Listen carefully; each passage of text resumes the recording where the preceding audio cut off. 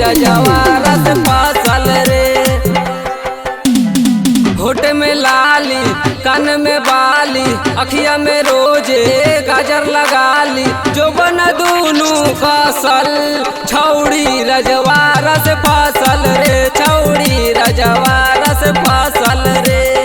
होठ में लाली कान में बाली अखिया में रोजे गाजर लगाली जो बन दूनू फसल छौड़ी रजवा रस फसल रे छौड़ी रजवा रस फसल रे छौड़ी रजवा रस फसल रे।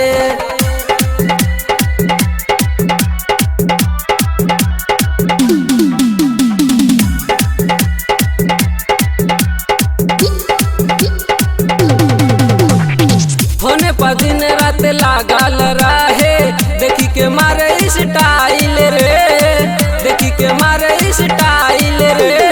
होने पर दिन रात लागल रहे देखी के मारे स्टाइल रे। गौवा जवरिया में एकरे बचर्चा कही कहे कर हाल रे।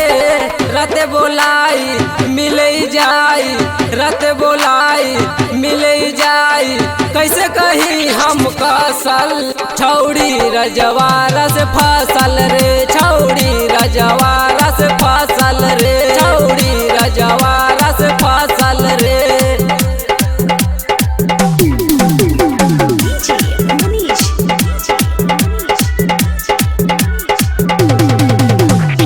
रोजे छौड़ी फैशन में रहे संटू के ले ली जान रे संटू के ले ली जान रे।